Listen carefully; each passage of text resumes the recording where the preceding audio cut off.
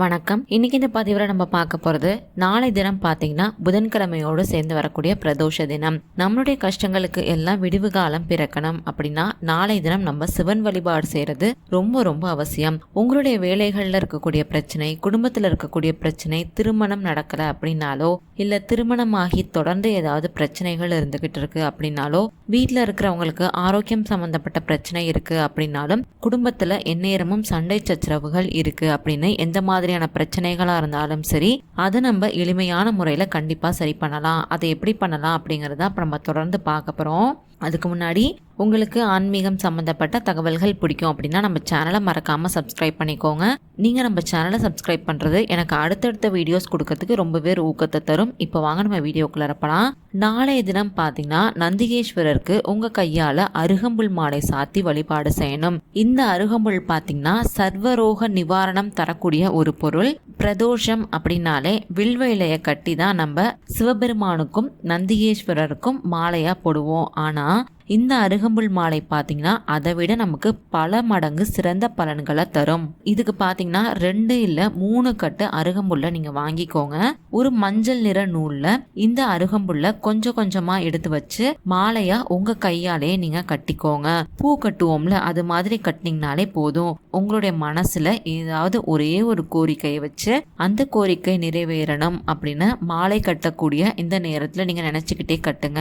அதுக்கப்புறம் பிரதோஷ நேரத்துல முதல்ல நந்தி பகவானுக்கு அபிஷேக ஆராதனைகள் எல்லாம் நடக்கும். அப்ப நந்தி பகவான் கிட்ட வேண்டிக்கிட்டு இந்த மாலையை நீங்க அர்ச்சகர் கிட்ட கொடுத்து அதை நந்தி பகவானுக்கு செலுத்தும்படி சொல்லுங்க. இந்த மாலையை நந்தி பகவானுக்கு போடுறப்ப உங்களுடைய வேண்டுதல்கள் எல்லாமே கண்டிப்பா நிறைவேறும். அந்த நந்தி பகவான் எம்பெருமான் ஈசன் காதுல கொண்டுட்டு போய் சேர்ப்பாரு. அதுக்கப்புறம் சுவாமிக்கு சாத்தின இந்த அருகம்புல்ல கொண்டுட்டு வந்து நீங்க குடிக்கக்கூடிய தண்ணீர்ல 2 போட்டு அந்த தண்ணீரை நீங்க குடிச்சீங்க அப்படின்னா உங்களுடைய உடல் ஆரோக்கியம் அப்படிங்கிறது மேம்படும். அடுத்தபடியாக பார்த்தீங்கன்னா சின்னதாக இருக்கக்கூடிய மணியை வேண்டிக்கிட்டு நந்திகேஸ்வரருடைய கழுத்தில் கட்டலாம். திருமணம் நடக்கலை அப்படிங்கிறவங்க இந்த மணியை பிரதோஷ தினத்தன்னைக்கு நந்தி பகவான் கழுத்தில் கட்டுறது மூலியமா கண்டிப்பாக உங்களுடைய திருமணமானது ரொம்ப விரைவிலேயே நடக்கும். திருமண தடை நீங்கிறதுக்கு நந்திகேஸ்வரருக்கு மணி வாங்கி சாத்துறது ரொம்ப நல்லது.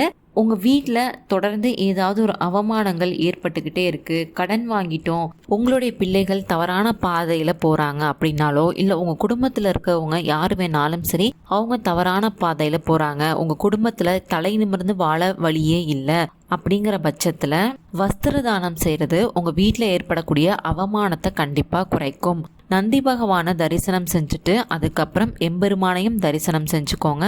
இதை நீங்க பண்றப்ப நீங்க கேட்ட வரமானது கண்டிப்பா உங்களுக்கு கிடைக்கும். இன்னைக்கு இந்த பதிவில் நம்ம தெரிஞ்சுக்கிட்ட விஷயம் எல்லாமே பார்த்தீங்கன்னா ரொம்ப ரொம்ப எளிமையாக கடைபிடிக்கக்கூடிய விஷயங்கள் தான். இதெல்லாம் நம்ம செய்கிறப்ப நமக்கு நல்லது நடக்கும் அப்படிங்கிற பட்சத்தில் நம்ம இதையுமே கண்டிப்பாக முயற்சி பண்ணி பார்ப்போம். உங்களுக்கு இந்த பதிவு பயனுள்ளதாக இருந்துச்சு அப்படின்னு நீங்கள் நினச்சிங்கன்னா இந்த பதிவை மறக்காமல் லைக் பண்ணிக்கோங்க. நீங்கள் அதை லைக் பண்ணுறது மூலிமா இதை பற்றி தெரியாதவங்க இன்னுமே நிறைய பேருக்கு இந்த பதிவானது போய் சேரும். அவங்களுமே இதனால் பயனடைவாங்க. உங்களுக்கு ஆன்மீகம் சம்மந்தப்பட்ட தகவல்கள் பிடிக்கும் அப்படின்னா நம்ம சேனலை மறக்காமல் சப்ஸ்கிரைப் பண்ணிக்கோங்க. நாளைக்கு வேற ஒரு வீடியோவில் கண்டிப்பாக சந்திப்போம். நன்றி, வணக்கம்.